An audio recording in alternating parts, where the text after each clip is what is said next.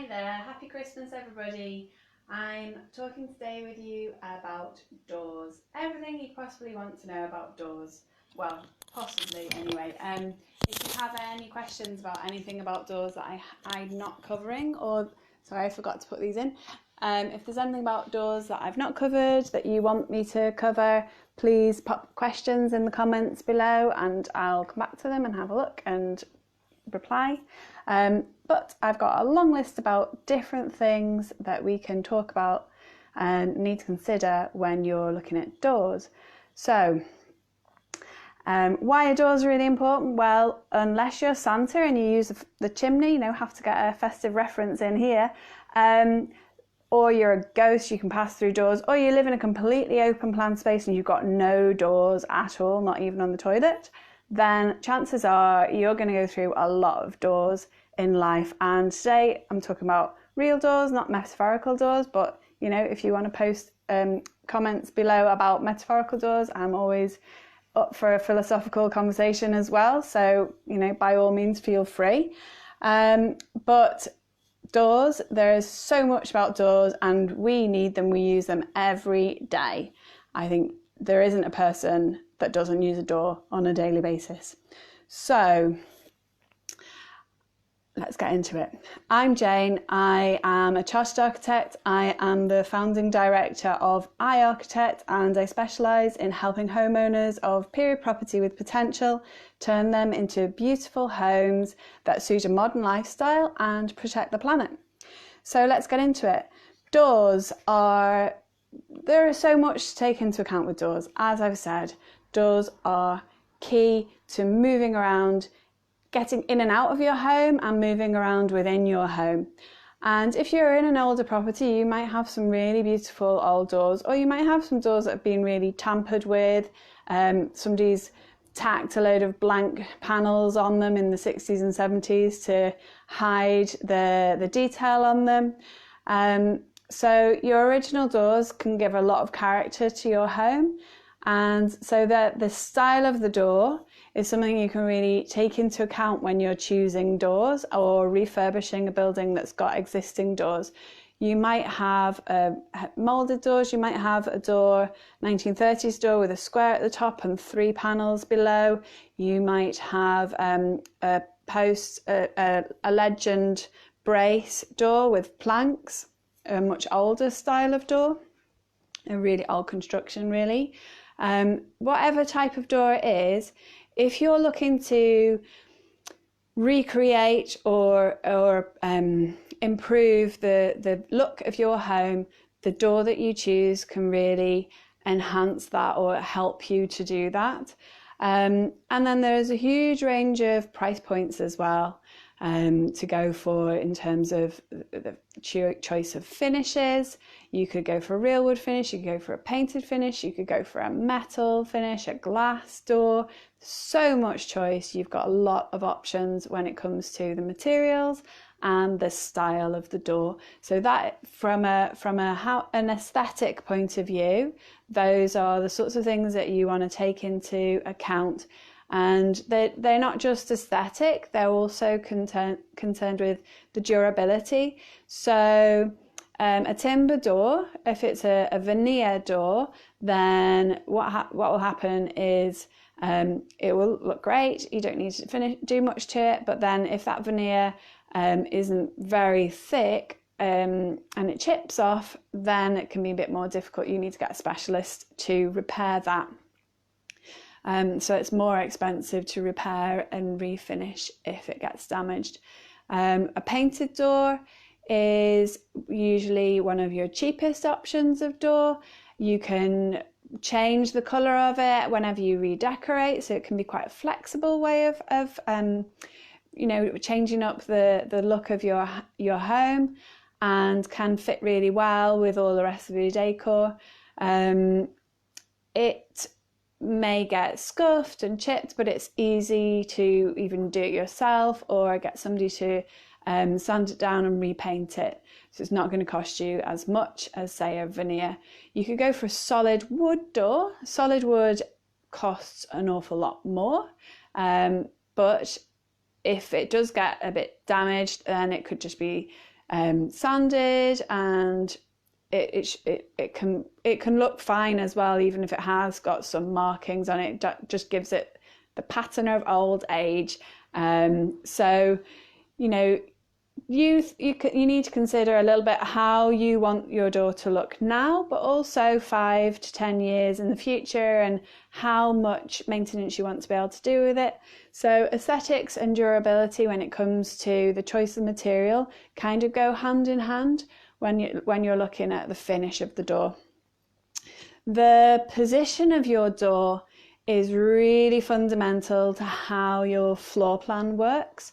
So having too many doors into a room can be a real issue when it comes to using that room in terms where do you put your furniture, because unless you've got a huge room and you've got plenty of room around it, and you can position furniture more centrally and have more of a central layout of furniture, and so you're moving around the edge more, then most people in a smaller room will tend to push the furniture out, sofas with the backs to a wall and so on, so that you've got more floor space and the room feels bigger, and you can use more of the room within the centre of it. And then you tend to be walking across the middle of the room if you've got your furniture pushed to the outside. But if you've got a lot of doors, then you may be limited on your wall space for actually putting furniture against. So the position of your door is really fundamental when it comes to how you're going to use the space. So a couple of things to take into account when you're positioning a door is if you put it in the corner of the door with no wall space between the edge of the door and the wall that's perpendicular or at right angles to the wall that your door is in. I hope that makes sense. The amount of space that you've got as a gap between the door and the wall going out will determine whether you can put furniture right next to the door on that wall or not. So if it's right up against it, you won't be able to put anything, you won't be able to use that wall for anything. You might be able to have a light switch or hang a picture. Even then, if you've got a picture up there, it's tend to get bashed or moved, so you might be constantly tweaking it to make it straight, or if that annoys you, or it may get damaged or knocked off if you're carrying things through the door. So having a door that is right into the corner, unless you need to do that to make the length of the rest of the wall as big as possible for furniture to be against it, then if you can, it's better to leave a bit of space between the edge of the door and the wall, because then if you leave about 350 mil, say, something like this size, then you could possibly put a bookcase there. So it's a bit more usable from a storage point of view. You could put a bookcase, have some books, ornaments, whatever. If you have it a bit bigger than that, say 600-700 mil, then you could, 600 mil is about the depth of a standard kitchen unit. So you got 600 to 750 mil, that gives you really good depth to be able to put most standard little storage cupboards and things like that in that position. And then if you have it like a meter away, then you'd be more likely to be able to put a sofa or a couple of armchairs or something like that against that wall and be able to walk in, not walk in directly into a chair, but walking in front of the chair instead. So I hope that is clear. I could do with a whiteboard to be able to draw these things for you. So that is in terms of position of your in terms of position of your door in your room, that is really where you want to think about it, how you want to use the room for your furniture, and then where you position the door and how many doors you have in and out is really key. The next thing is to think about from a position point of view is where is it you want to go to. So it may be that you can reduce the number of doors by taking a different route, going through a different room or going a different way to get from one space to another, can reduce the amount of doors you've got, and that can make your space more usable. It may be that you want to add a door in so you can connect one space to another, and then you want to be thinking about the size of the door that you use. So do you want a small single door that you can just nip in and out, or do you want a much bigger single door that maybe would slide out of the way or fold up out of the way or slide along the wall or slide into the wall, or maybe double doors that could open up or maybe fold back, so that you've got the ability to open up spaces between each other. That is another way of using a door to connect spaces so that you can connect them physically, and also if you use, say, a glass door, you can connect them visually but not necessarily physically, so you've got some flexibility. So that again will affect position of furniture, but how you use both the two spaces that you're connecting with a bigger opening, both as individual spaces, but also when you open it up and you use it as a single space. So you need to think about both those spaces, both as individual spaces and as a joint space. So quite a lot of mental gymnastics to get your head around when you're thinking about those different things to do with doors when you're connecting spaces up and opening up between spaces. The type of door can make a massive difference to how useful that space is going to be for you. So you've got swing doors, sliding doors. You can put a roller door or a door that goes up and over. You can put concertina folding doors on. There's a lot of different options for doors. You can get, if you've got the height, you could have a door that goes straight up and pulls down as well. So all these different ways of having a door opening is going to make a difference. If you have a swing door, then you need to be able to have the space to be able to swing into. And if you want to be able to hold it open, then you want, when it's in an open position, you don't want that door in an open position to be a barrier or a problem for you. You don't want people knocking into it. You want maybe to be able to open it 180 degrees and have it fold flat somewhere, or open up so it's flat against a perpendicular wall or something like that. If it's a sliding door, you can get sliding doors that are surface mounted, so they're fixed onto the front of your wall and they slide across the front of your wall. If you choose that kind of door, then you're limited in what you can do with that wall. So you're not necessarily going to be able to hang pictures there, or you could put furniture up against that wall, but it would need to be pulled a little bit away from the wall so that the door can slide behind the furniture. You can put a pocket door in there. If you put a pocket door is the kind of door where the door slides away inside the wall. And if you do that, they're really great as a way of saving space, because you can hang pictures then on both sides of that wall. But what you need is a structure. If it's a structural wall, you need a structural opening that's basically about twice the size of the door opening, actually a bit more than that, so that you can open the door and it can slide away. That pocket bit of the wall is in a way, it's a non-structural wall. It's basically empty inside, so it's not structural. So you need to have a piece of structure that spans over the whole of that pocket plus the door. So pocket doors are great because once they slide away, you can almost not see them at all. So it's like they don't exist. So if you're connecting two spaces, they're brilliant to use because you can open it up and those spaces feel like they're always connected. They're supposed to be connected. And and then you can close them off. And again, the doors can be glazed, they can be solid, they can be anything you like. So when they're closed, they often don't have lots of door handles that stick out, so they're quite smooth. Often you can have them molded, but they don't necessarily have lots of things sticking out of them, so they can appear almost like part of the wall.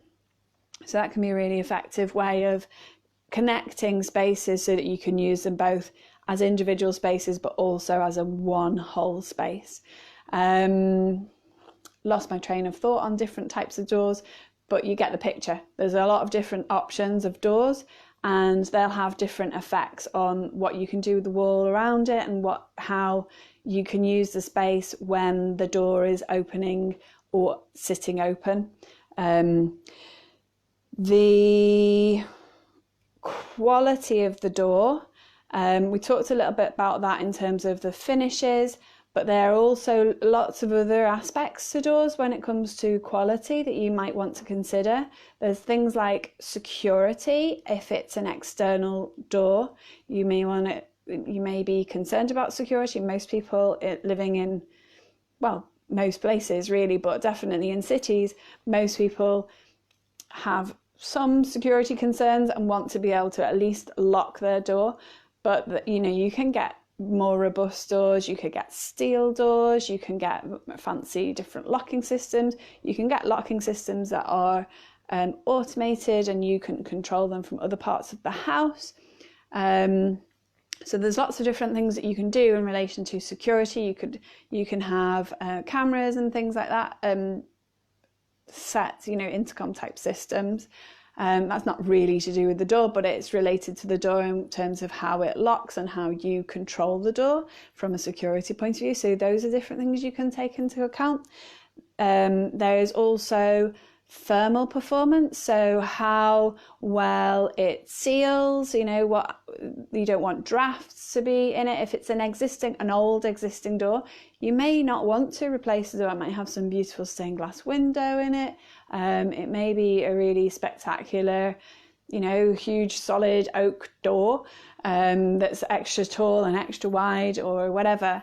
In that case, you may not want to replace the door, but you can fit draft seal around the gaps of the door, the edges of the door, to reduce the amount of air flow through, which will help keep the space behind it warmer, because it's not going to lose the heat through the gaps. If you're going for a replacement door, then you can get insulated core doors and all sorts of different, if you want it glazed, then you could go for double or triple glazed or e-coated glass, and lots of different options you can go with to help make that door perform better at keeping the heat in, or if you're in the summer, the heat out. So from a thermal point of view, the quality of the door has a really big effect. Fire is another really important thing to think about. So especially if you're looking at having a loft conversion done, loft conversions can often mean that you then have to make sure that your fire escape route, there are other ways around doing this, but if you don't want to go those other ways, then you're going to need to have a fire escape route that is fire protected. And that means that sorry, I'm just watching people going past the windows. You need a fire protected route so that if you're in your second floor and loft conversion, or even third floor, you can get out. If there's a fire, you can get out safely and quickly. So that will mean that all of the doors to your hall and your stairs will need to be fire rated. And that often means in an older property, it doesn't necessarily mean you have to replace all the doors. You can check them to an extent, but a lot of the time it does mean that you have to replace the doors. You can get doors that replicate older styles of doors and are fire rated. So if you need to do that, then that's what you have to do. If it's essential that you keep all of your existing doors, then there are other ways around it, like sprinkler systems and stuff like that. That's a lot more complicated, more expensive. Well, actually, the cost of sprinkler systems is coming down. So it may, depending on the type and style and quality of door that you would be replacing your doors with to get the fire protection that you need, it may or may not be cheaper to go with a sprinkler system. That's something you'd have to look into, but it's something to take into account. Perhaps the cost of a sprinkler system is going to be less, or it might be more than changing all those doors. That's something to look at.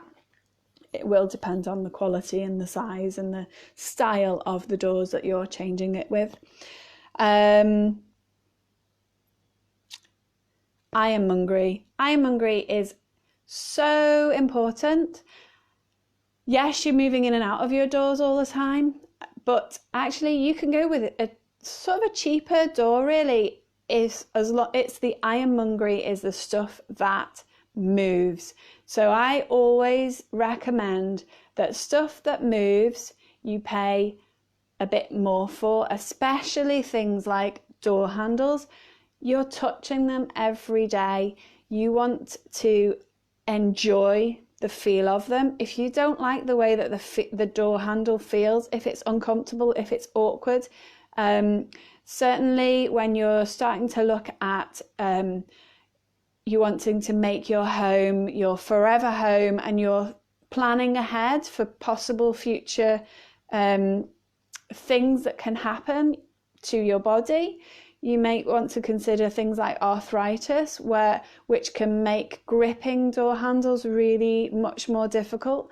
And so you can get door handles that are easier to hold, easier to open, if your hand grip is not so strong, or it's uncomfortable or painful.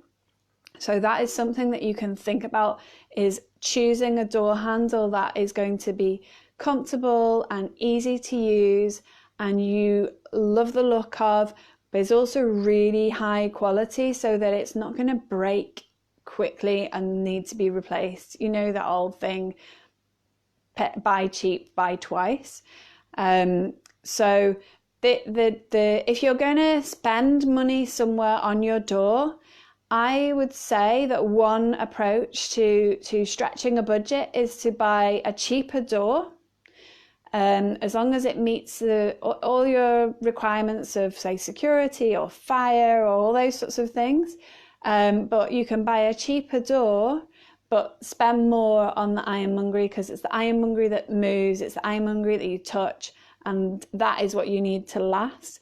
And ironmongery also includes things like the hinges, your door hinges as well. Again, you want really good quality door hinges, because they're the things, if it's a swing door, they're the things that are going to be moving all the time.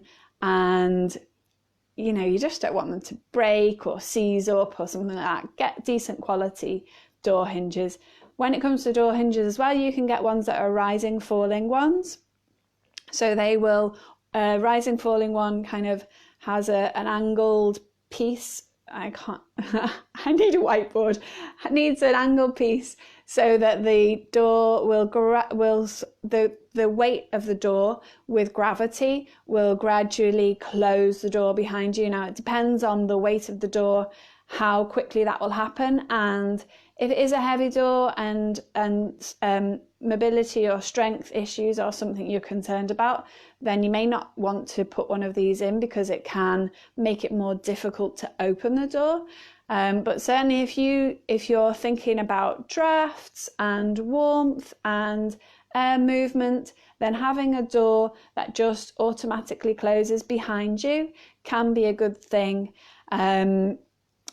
You also may want to consider things like slamming doors if you've got sleeping babies and things like that. You know, you maybe want to do something to make sure it closes quietly. It doesn't just slam behind you. That's not necessarily all that great. But having the possibility of your door just gradually closing behind you may or may not be something that you want to have in your door. So it's worth considering. You can get a special hinge that will do that for you. The size of the door. So we've talked about connecting spaces and where you want it. I would always say that the size of the door, there are lots of different things taken into consideration when you're thinking about the size of the door, but really you just want the size of the door to be a comfortable size for you to move in and out.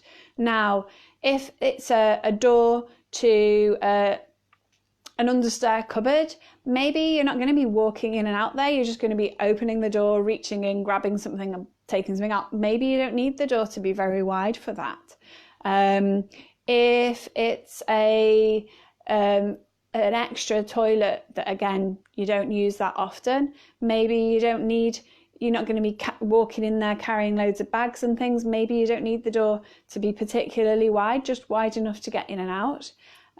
So then you may want to go for the narrower types of doors for those sorts of situations. Where it's your front door, this again is something that you can think about longer term living in your home.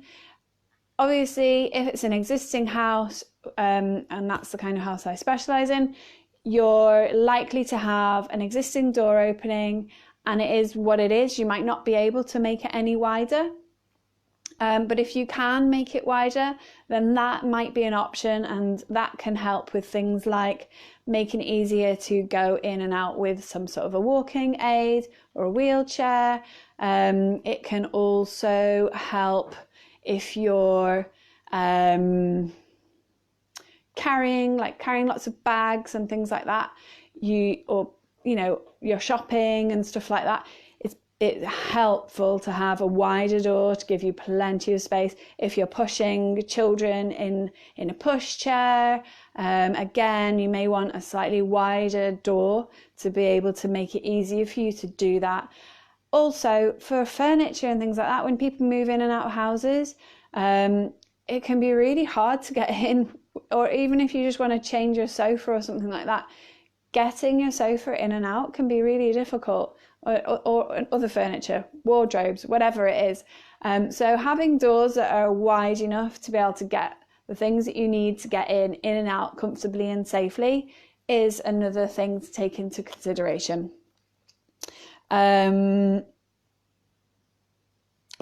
Child safety. Doors are really a dangerous thing when it comes to children. So there are lots of different things you can do to sort of make a door a little bit more child friendly. You can have glazed panels that go lower down so that you can see children on the other side. So if there's a child on the other side of the door and you're worried about bashing into children on the other side of doors when you open them, then if you've got doors that have got glazing that goes low down, you'll be able to see them, so you can make sure when you're opening a door that there isn't a little person there on the other side about to get bashed. So that's one way, sort of helping you see. Another thing is you can lift your door handles to a slightly higher position so that when they're really little, they can't open the door themselves and play with it. The main danger really is with swing doors, and it's on the hinge side and where they can get their fingers trapped and caught. I mean, the best thing to do is to teach them about it, because they're going to come into contact with doors which don't have any protector, but you can get protectors that you can affix onto the hinge side of the door so that their little fingers can't get into that gap, and that can help if that's something you're worried about. There are a couple of things that you can do. So those are 3 things that you can do to help reduce the potential of danger for children. Things that if you are going to use glazing in your door, you want to make sure that it's going to withstand an impact as well, because little children love running around and throwing things and all of that, bashing into glass doors. They've not learnt yet that might not be the safest thing to do. So make sure that any glass that it does go lower down is toughened or laminated so that it's much less likely to break on impact, or if it does break on impact, if it's laminated.